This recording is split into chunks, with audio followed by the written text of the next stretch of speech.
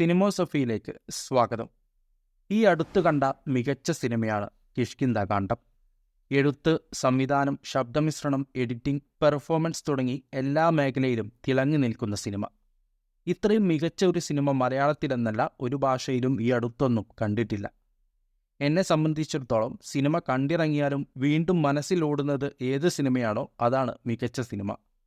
ഈ അടുത്ത് ഞാൻ കണ്ടതിൽ ഏറ്റവും മികച്ച സിനിമ കിഷ്കിന്ധാകാന്ഡമാണ്.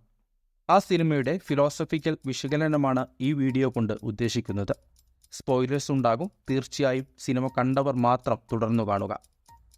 സിനിമയുടെ പേരിൽ നിന്ന് തന്നെ തുടങ്ങാം. കിഷ്കിന്ധാകാന്ഡം എന്ന പേര് നമുക്കെല്ലാവർക്കും അറിയാവുന്നതുപോലെ രാമായണത്തിൽ നിന്ന് കടം കൊണ്ടിട്ടുള്ള പേരാണ്.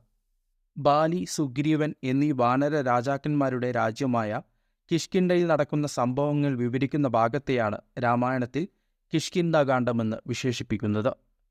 രാമായണത്തിൽ സുഗ്രീവൻ തൻ്റെ എക്സിസ്റ്റൻസിന് താങ്ങാവുന്ന ഓർമ്മകൾ മറന്നുപോകുന്നുണ്ട്. സിനിമയിൽ വിജയരാഘവൻ ചെയ്ത അപ്പുപിള്ളയും ഈ ഒരു അസുഖത്തിലൂടെയാണ് കടന്നുപോകുന്നത്. രാമായണത്തിലെ റെഫറൻസായി സിനിമയുടെ പേരും വിജയരാഘവൻ്റെ അസുഖവും മാത്രമാണ് എടുത്തിട്ടുള്ളത് എന്നാണ് ആദ്യ കാഴ്ചയിൽ മനസ്സിലായത്. മറ്റെന്തെങ്കിലും ഉണ്ടെങ്കിൽ കമൻറ്റ് ചെയ്യുക. സിനിമയുടെ ഫിലോസഫിയിലേക്ക് വരാം. A tale of 3 vice monkeys എന്നാണ് സിനിമയുടെ ക്യാച്ച് വേർഡ്. അതായത് ബുദ്ധിമാന്മാരായ 3 കുരങ്ങന്മാരുടെ കഥ എന്ന്. സിനിമ കണ്ട ഏതൊരാൾക്കും ആ 3 കുരങ്ങന്മാർ ആരാണെന്ന് പെട്ടെന്ന് തന്നെ വ്യക്തമാകും. ഇത്രയും ഇൻറ്റൻസ് ആയ ഒരു സിനിമയ്ക്ക് എന്തുകൊണ്ടാണ് ഇങ്ങനെയൊരു ക്യാച്ച് വേർഡ്? ഈ ചോദ്യത്തിനുള്ള ഉത്തരം സിനിമ കണ്ടിറങ്ങി വീണ്ടും ആ സിനിമയിലൂടെ സഞ്ചരിക്കുമ്പോൾ മാത്രമേ നമുക്ക് കിട്ടുകയുള്ളൂ. ജാപ്പനീസ് സംസ്കാരത്തിലെ പ്രധാന ബുദ്ധിസ്റ്റ് സ്കൂളാണ് ടെൻഡായി ബുദ്ധിസം. മഹായാന ബുദ്ധിസത്തിൽ വരുന്ന ഈ സ്കൂൾ ഓഫ് തോട്ട് ജാപ്പനീസ് കൾച്ചറുമായി കൂടിക്കലർന്നുണ്ടായ ഒരു ചിന്താധാരയാണ്. ടെൻഡായി ബുദ്ധിസത്തിലെ പ്രധാന തിയറികളിൽ ഒന്നാണ് 3 കുരങ്ങന്മാരുടെ തിയറി.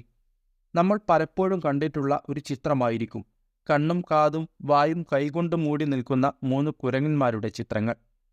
ഇത് ടെൻഡായി ബുദ്ധിസത്തിലെ seeing no evil, hearing no evil, speaking no evil എന്ന തിയറിയെ സൂചിപ്പിക്കുന്ന ചിത്രമാണ്.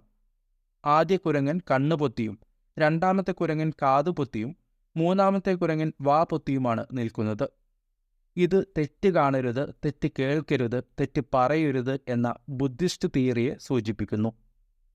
ഇത് എങ്ങനെ സിനിമയുമായി ബന്ധപ്പെടുന്നു എന്ന് നോക്കാം. വീണ്ടും പറയുന്നു, ഹെവി സ്പോയിലർ ഉണ്ട്. സിനിമ കാണാത്തവർ തുടർന്ന് കാണരുത്. ആസിഫ് അലി അവതരിപ്പിച്ച അജയ് ചന്ദ്രൻ എന്ന കഥാപാത്രത്തിൻ്റെ മകൻ ചച്ചുവിനെ കാണാതാവുന്നതാണ് സിനിമയുടെ പ്രധാന പ്ലോട്ട്. ആ കുട്ടിക്ക് എന്ത് സംഭവിച്ചു എന്ന അന്വേഷണമാണ് സിനിമയെ മുന്നോട്ട് നയിക്കുന്നത്. അപർണ ബാലമുരളിയുടെ അപർണയും വിജയരാഘവൻ്റെ അപ്പുപിള്ളയും അന്വേഷിക്കുന്നത് അതുതന്നെയാണ്.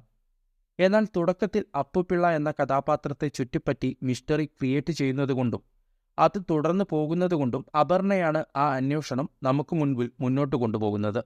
കഥാന്ത്യത്തിൽ എന്താണ് സംഭവിച്ചതെന്ന് അജയ് ചന്ദ്രൻ അപർണയോട് പറയുമ്പോഴാണ് അവരെപ്പോലെ നമുക്കും ആ ഉത്തരം കിട്ടുന്നത്. ചച്ചുവിനെ കാണാതായതല്ല, അവൻ കൊല്ലപ്പെട്ടതാണ്. കൊന്നത് തൻ്റെ ആദ്യ ഭാര്യയായിരുന്ന പ്രവീണയും. ഈ സത്യം അജയ് ചന്ദ്രന് അറിയാം. എന്നാൽ എന്താണ് ആ കുട്ടിയുടെ മൃതദേഹത്തിന് സംഭവിച്ചത് എന്ന് അയാൾക്കറിയില്ല.